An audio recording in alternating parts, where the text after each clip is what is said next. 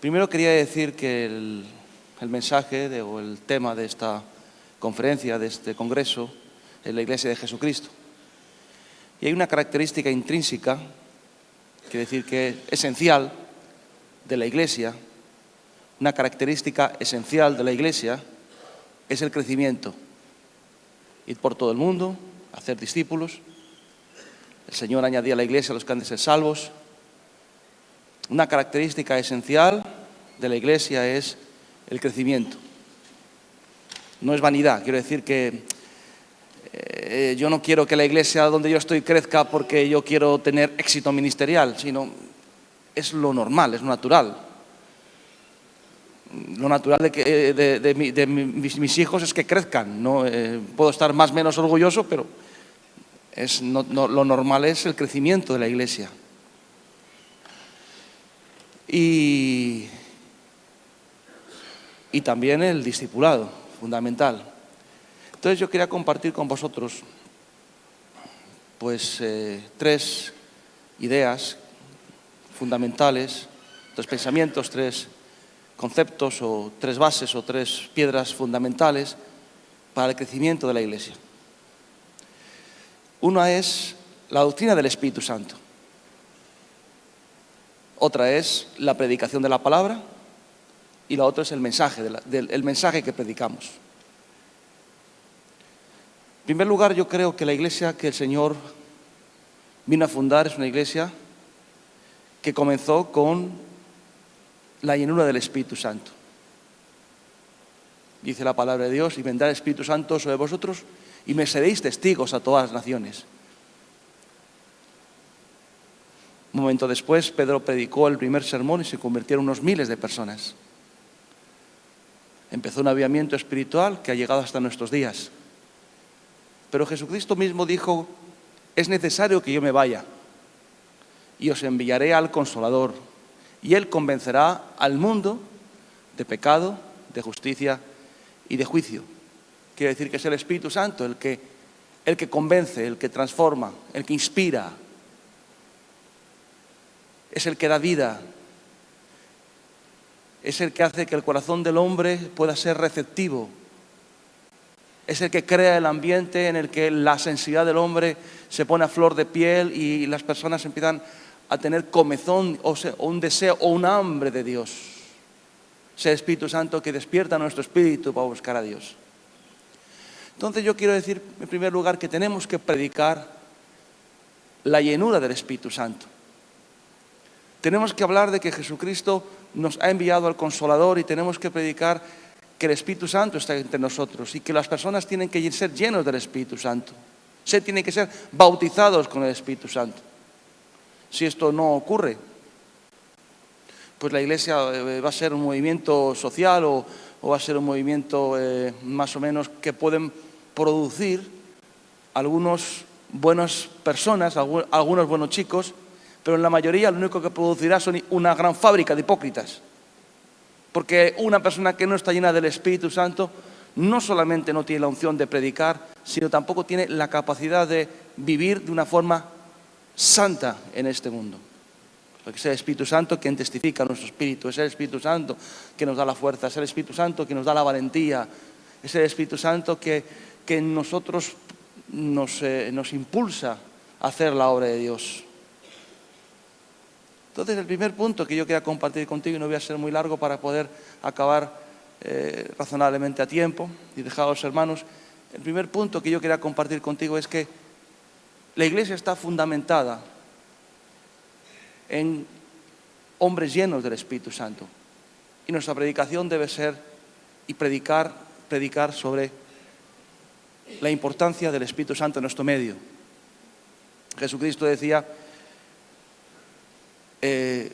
tengo que trabajar porque la noche viene cuando no se puede trabajar, cuando nadie puede trabajar.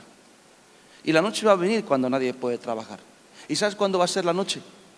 Dice la palabra de Dios que viene el espíritu del anticristo.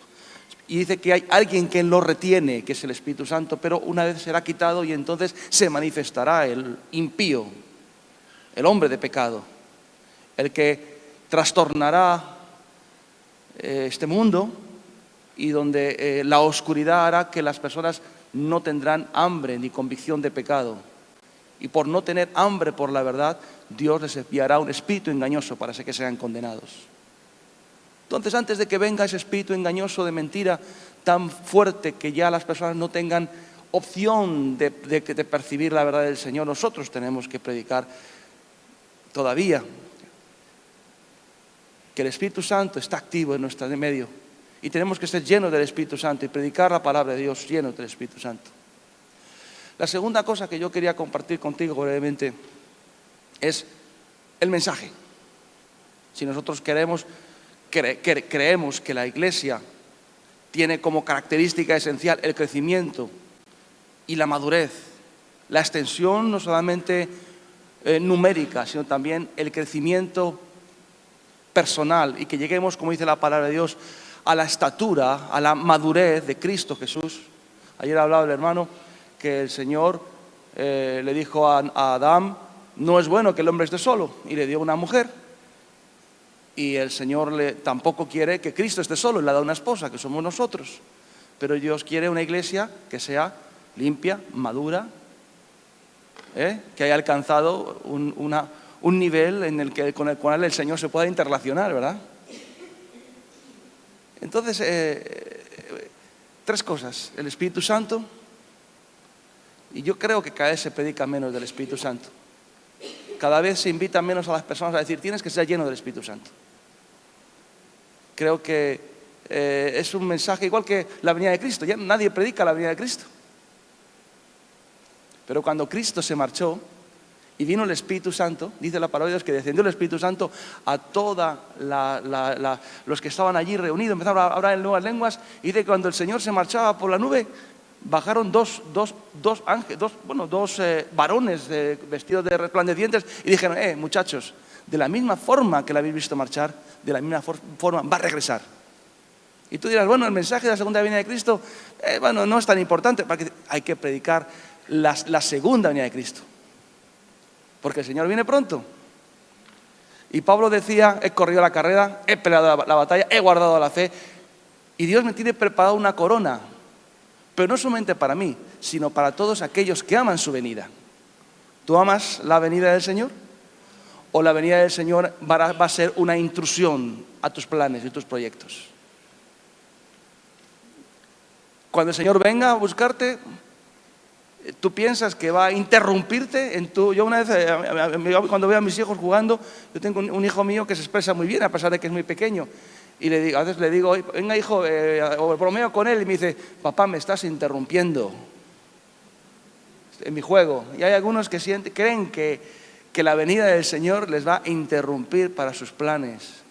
Pero hay otros que ya sentimos que, no sé, ¿tú alguna vez has caminado con los zapatos pequeños y tienes ganas de llegar a casa y quitarte los zapatos?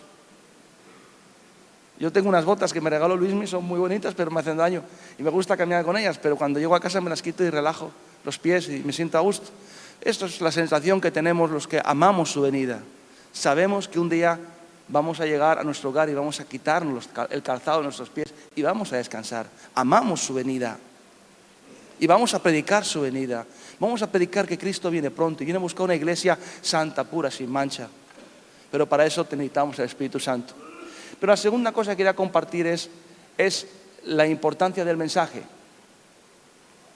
Tú dices: bueno, el mensaje, que hay tantas cosas que predicar. Sí, pero hay mensajes que son esenciales y que deben de estar impregnados en cada uno de nuestros cultos.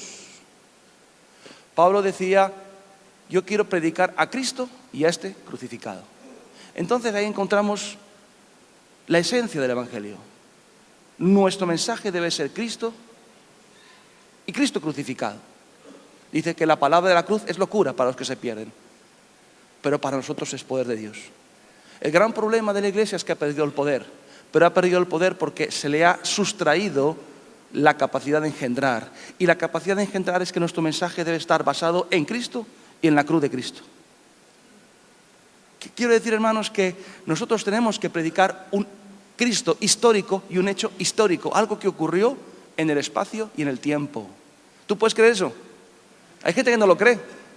Hay gente que ha ido ya asimilando, asumiendo, aceptando que Jesús es un mito y que el hecho de la cruz no fue un hecho histórico, no fue algo que ocurrió en el tiempo y el espacio. Y si tú no crees que Cristo murió en el tiempo y en el espacio, no sé si hace 2000 o 2001 o 2002 años, no sé, 2012 o 2014, pero es un hecho histórico que ocurrió y que fundamenta nuestra fe. Si nosotros no predicamos a Cristo y a este crucificado, dice la palabra de Dios que nuestra predicación es vana. Dice a Pablo, nosotros predicamos a Cristo crucificado, pero hay algunos que dicen que la resurrección no se ha efectuado. Y si Cristo no ha resucitado, nuestra predicación es vana, dice en el capítulo 15 de 1 Corintios. ¿Tú quieres que tu predicación sea vana? ¿Tú crees que tu predicación no tenga poder? ¿Tú crees que tu predicación no tenga la esencia de la fecundidad? ¿Tu semen tiene unos espermatozoides muertos? Vivimos en una época en que hay muchos hombres que no pueden fecundar porque no es que han perdido la potencia sexual, sino lo que han perdido la semilla. No tienen semilla. Eso ha pasado en el mensaje, está ocurriendo el mensaje. El mensaje de hoy, del cristiano de hoy, de la iglesia de hoy, no tiene poder porque se ha dejado a un lado a Cristo ya este crucificado. Y es la base de nuestra fe. Y cuando Pedro le dijo, no, es que esto no te acontezca, no vayas a la cruz, dijo, apártate de mí, Satanás, porque me eres tropiezo, porque no pone los ojos en las cosas de Dios, sino en la de los hombres. Y hay muchas personas que se escandalizan de la cruz de Cristo. Hay ya muchas personas, muchos pastores que se han convertido en pseudo-sociólogos, pseudoterapeutas, gente que predican la sanidad, el emocional, los problemas sociales, los asuntos que interesan. Y está bien predicar todas aquellas cosas porque hay que predicar de todo y hay que llegar a cualquier tipo de población, pero todo mensaje debe estar impregnado de Cristo y la cruz de Cristo. Si no, nuestra iglesia y nuestro ministerio no va a tener poder, no va a tener el poder de Dios, porque Dios solamente glorifica a Cristo y el Espíritu Santo glorifica a Cristo y el hecho maravilloso de que Él vino a través de una virgen y murió en una cruz por ti y por mí. Por eso Pablo ayer hablaba de la importancia de la intelectualidad. Y no es contradictorio. Pero Pablo en un momento determinado dijo, no quiero saber nada. Yo podía ir a vosotros a predicar con excelencia de sabiduría, con conocimiento, podía convenceros con argumentos, pero a pesar de que hay muchos argumentos, muchas cosas bonitas que se pueden decir, pero hay algo que no se puede eludir, y es que mi predicación tiene que estar fundamentada en la espiritualidad, en el poder de Dios, y el poder de Dios reside en el mensaje de la cruz. Y no es diferente el tiempo de los antiguos. Los discípulos se avergonzaron de Jesús cuando lo vieron morir en la cruz. Dice la palabra de Dios, no simplemente que sintieron temor, dicen que se escandalizaron. ¿Tú sabes lo que significa? Bueno, en español, escandalizarse es una especie de sentimiento de vergüenza. Hay gente que se avergüenza de la cruz de Cristo. Y yo creo que tenemos que mirar al Señor y a este crucificado. De Él viene la unción y el poder de Dios. Y la tercera cosa que quiero compartir con vosotros. Primero, tenemos que predicar a Cristo. Tenemos que predicar que Cristo murió, pero también que va a regresar. Amamos su venida. Tenemos que predicar la llenura del Espíritu Santo y que estamos todavía, no sé hasta cuándo, en el tiempo del Espíritu Santo. Y si el Espíritu Santo no convence al mundo de pecado, de justicia y de juicio y no nos instruye, no nos revela la verdad, no nos habla de Jesús, estamos... yo me acuerdo, una vez monté en una avioneta de un amigo mío y me llevó a dar una vuelta por los volcanes de Centroamérica. Y era un avión que tenía 2 motores y él me dijo, mira, este avión vale, no sé, no me acuerdo, vale $10.000, ¿no? O 20.000. Dice, pero los aparatos, los instrumentos de navegación valen como 100.000. Él me decía que valían mucho más los instrumentos de navegación que el propio aparato. Y él me decía, porque si no tengo esos aparatos, con un avión como este solamente puedo viajar de día, con el cielo despejado y con buen tiempo. O sea que un avión sin instrumentos de navegación no sirve para nada. Y así es el hombre sin el Espíritu Santo. No tiene capacidad de gobierno ni dirección, sino que está eventualmente destinado solamente a funcionar con buen tiempo y cielo despejado. Pero un cristiano debe ser todoterreno y en toda circunstancia poder vivir y transmitir la palabra de Dios. Y la tercera cosa que quería compartir contigo es creo que hay una dejación severa y clara de la predicación de la palabra de Dios. Ya no me refiero a palabra de Dios ungida bien argumentada, bien armada, bien estructurada, sino el hecho de que no se predica la palabra de Dios. Y además de no predicarse, no se predica a tiempo o se busca palabra que pueda producir fe en los corazones. Dice que toda palabra es inspirada por Dios, útil para redarguir, para exhortar. Dice, para hacer a todo hombre perfecto y enteramente preparado para toda buena obra. Es la palabra de Dios la que nos capacita, pero también la que nos perfecciona. Y decimos, ¿por qué no hay discípulos? Porque no se predica la palabra de Dios. En Proverbios capítulo, creo que es 29, versículo 28, no recuerdo exactamente, dice que la profecía, sin profecía el pueblo se desenfrena. Y luego dice más adelante, dice, las palabras no corrigen al siervo. Es curioso, dice que la profecía el pueblo se desenfrena, pero las palabras no cambian a las personas. ¿Qué es la diferencia en la profecía y las palabras? La profecía es la palabra inspirada por Dios, revelada por Dios en nuestros corazones y que tiene el poder de cambiar y transformar las vidas. ¿Qué es las palabras? Pues aquello ideas que vienen a nuestro corazón y las repetimos como loros sin que tengan una capacidad de cambiar a las personas. Entonces, yo creo que hay una dejación clara de predicar la palabra de Dios. La palabra de Dios dice, predica a tiempo y fuera de tiempo. Vendrán tiempos en los que, teniendo comezón de oír, se amontonarán maestros conforme a sus concupiscencias. Y nos habla de la importancia de la predicación, con toda doctrina, con toda paciencia. Dice, haz obra de evangelismo, cumple tu ministerio. Hay algunos que no predican a sus hijos. Hay una carencia, hay un hambre de Dios tan grande en el mundo y en nuestros centros, en nuestras iglesias, en nuestros ministerios. Yo no doy de sí, hermano. Hay veces que predico 4 o 5 veces por semana, no puedo más. Yo a veces digo, no llego a más. Yo me acuerdo cuando Jesús decía, cuando decía, recorría todas las ciudades de Israel y decía, venía el Señor, dice, recorre todas las ciudades de Israel y decía el Señor, verdaderamente la mies es mucha, los obreros son pocos. O sea, el propio Jesús, un hombre, porque él era Dios hecho hombre, quiere decir que se sometió a todas las desventajas de ser hombre. Y al someterse a todas las desventajas de ser hombre, estaba sujeto al tiempo y al espacio. Quiere decir que cuando tenía que recorrer una ciudad de un punto a otro, tenía que dedicar un tiempo y no llegaba a todo. Y llegó un momento que recorrí las ciudades de Jerusalén y dijo, la verdad, la mies es mucha, las obras son poco. Y así me siento yo, hermano. Me siento que no llego a todos los lugares que yo quisiera. Y hay veces que también que el diablo me tienta y me ataca.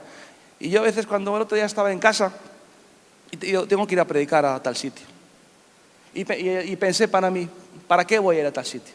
Voy a tener que echar 50 euros de gasóleo al carro. Voy a tener que dejar a mi familia, me encuentro cansado. Y además voy a llegar a un sitio donde probablemente no les interesa lo que les voy a decir. Y dije al Señor, Señor, pero si tú me hablas, yo voy. Y en ese momento Dios, instantáneo, no digo que tuve que dedicar unos momentos, unos ratitos, instantáneo Dios me dio el mensaje y dije, Señor, me voy. Y mientras que iba para allá, el Señor me iba ministrando y pensé en aquel texto de Romanos que dice, el que invocar el nombre del Señor será salvo. Dice, pero ¿cómo invocarán si no hay quien les predique? ¿Cómo predicarán si no son enviados? Qué preciosos, qué hermosos son los pies del que anuncia el Evangelio. Y yo me sentí como halagado, como piropeado por Dios en ese momento de sentir que Dios le agrada el esfuerzo de dejar a mi familia, de poner de mis energías, de mis recursos para ir a un sitio más. Y yo miraba hacia la gente y yo decía, bueno, pues aquí hay gente que no le interesa lo que decir, pero seguro que hay un líder aquí que algún día me dirá, en aquel culto yo ya recibí el llamado para predicar el Evangelio. Y también creo que esto puede ocurrir aquí. Entonces, hermanos, qué hermosos son los pies del que predica el Evangelio, predica la palabra de Dios. Y Jesús, sujeto al tiempo y al espacio, también le decía al Señor, Señor, envía obreros. Yo le digo al Señor, Señor, envía obreros. Pero bueno, yo no solamente necesito obreros para que me atiendan las necesidades del ministerio, sino sobre todo hombres que prediquen la palabra. Yo decía antes que hay algunos que no predican a sus hijos. Mira, había una historia terrible, bueno, una historia que comienza, o por lo menos lo voy a comenzar yo por este punto, en el capítulo 3 de Samuel. Dice la palabra de Dios que Samuel estaba ministrando en la casa de Dios. Y hay un paréntesis o un espacio en que dice, y en aquel tiempo la palabra de Dios escaseaba y no había visión con frecuencia. Elí era el sumo sacerdote y él no tenía un mensaje espiritual y no predicaba con frecuencia.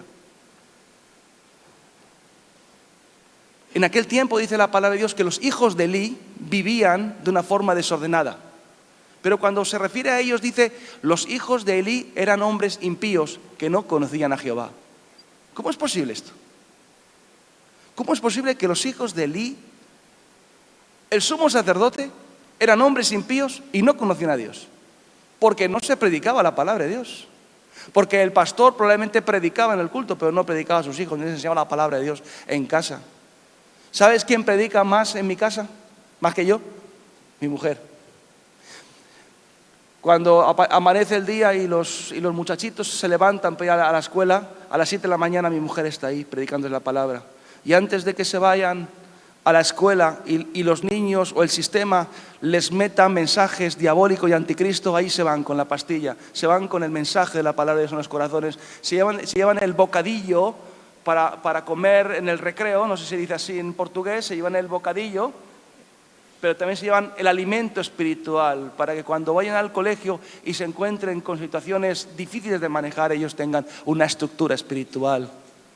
Mi mujer predica más que yo prácticamente, todos los días. Entonces, hermanos, en los tiempos de Elí dice la palabra de Dios que no había revelación, no había visión, no había palabra con frecuencia. Por lo tanto, los propios hijos de Elí no tenían conocimiento de Dios. Vino la guerra, los hijos de Elí murieron y el arca de Jehová fue robada, fue trasplantada, fue traspuesta a otro sitio, fue robada.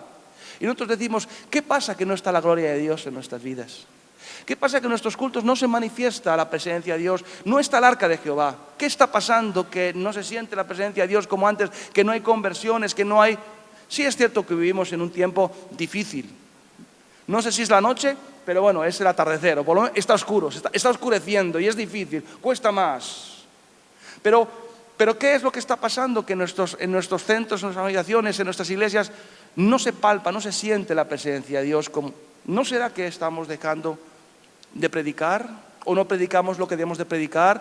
Hemos perdido la esencia del mensaje y la tenacidad de la predicación de la palabra. Y la carne y el mundo está creciendo en los corazones y la filosofía de este mundo se está metiendo de contrabando por debajo de la puerta y está llenando los corazones de las personas. Y cuando entran a la iglesia ya vienen contaminados. Y todos nos contaminamos, hermanos. Dice la palabra de Dios, ya que tenemos tales promesas, y tenemos muchas promesas, dice, limpiémonos de toda contaminación de carne y de espíritu. Y la carne se contamina escuchando cosas, viendo cosas, pero nuestro espíritu también se contamina cuando el enemigo mete de contrabando filosofías y pensamientos que nos distorsionan la verdad de la cruz y del Calvario y de la gloria de Dios y del personaje de Cristo. Y hay una contaminación natural, hay una contaminación espiritual. Y la palabra de Dios dice que vosotros ya sois limpios por la palabra que os he hablado. Es la palabra de Dios la que limpia las vidas, la que cambia los corazones. No hay predicación, no se predica lo suficiente. Y en aquel tiempo se perdió la gloria de Dios. Y si tú quieres recuperar la gloria de Dios en tu casa, quieres recuperar la gloria, la presencia de Dios en tu medio, en tu comunidad, en la obra que tú diriges, predica la palabra, hermano. Predica a tiempo y fuera de tiempo, recorre kilómetros, gasta tu tiempo, habla a la gente, exhorta. ¿Quieres sentir la unción de Dios? Predica la palabra de Dios. Hay algunos que dicen, yo quiero sentir la unción de Dios. Mira, yo predico con tanta pasión aquí como cuando voy a una comunidad pequeñita a predicar a 4. Lo mismo, me da igual. Y te lo digo de corazón, Es más, mis mejores mensajes son los que Dios me habla cuando estoy ministrando a alguien así a nivel particular. Y de repente me pongo a ministrar a alguien particular y de repente Dios empieza a fluir, empieza a poner palabras en mis labios, empieza a fluir la presencia de Dios y digo, esto tengo que predicarlo en la iglesia. Pero no fue en la iglesia donde lo recibí, no fue en el despacho, no fue en mi oficina, no fue en mi tiempo devocional, fue mientras estaba predicando la palabra de Dios. ¿Quieres sentir la unción de Dios?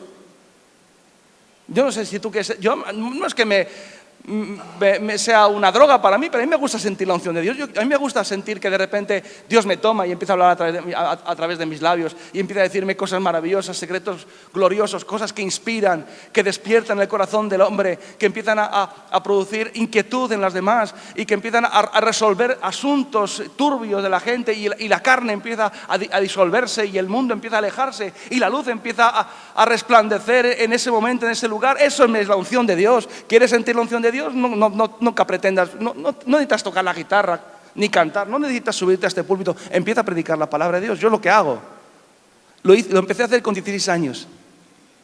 Hay algunos que piensan que yo empecé a predicar en un púlpito, no. Yo me convertí con 16 años y cuando el pastor decía, era un pastor finlandés muy serio, y decía, ¿alguien quiere ir a evangelizar mañana a Durango o a Eibar o a Beasain, ahí en el País Vasco?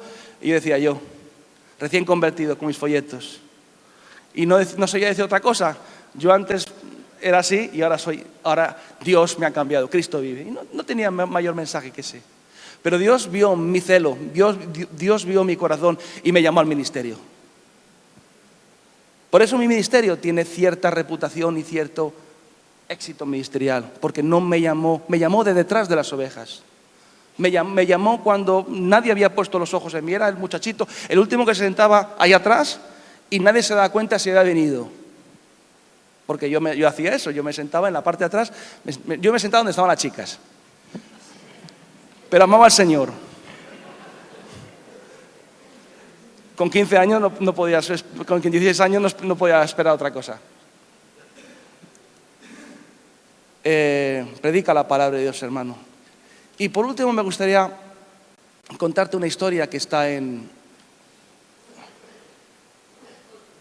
el capítulo 13 de Segunda de Reyes. Dice la palabra de Dios que Eliseo ya estaba a punto de morir. Y entonces llegó a él Joás, el rey, con un conflicto, con un problema. Tenía un conflicto y un problema. Tenía que entrar en guerra con los sirios y necesitaba el poder de Dios para su vida. Entonces se acercó a Eliseo y le dijo, Padre mío, carro de Israel y su gente de a caballo. Parecía una frase un poco rara, ¿verdad?, para acercarse a alguien moribundo.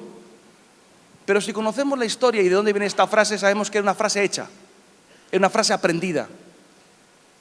Era una frase que él no había sido fecundada por el Espíritu Santo en su corazón, sino que era una frase que había escuchado a otros.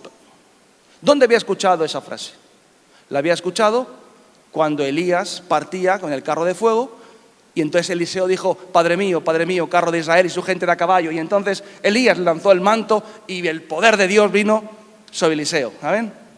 Ahora, Joás, que se sabía la historia, dijo, bueno, si Eliseo recibió el poder de Elías diciendo esa frase, si yo digo esa frase, Eliseo, que está a punto de morir, me dará su poder a mí.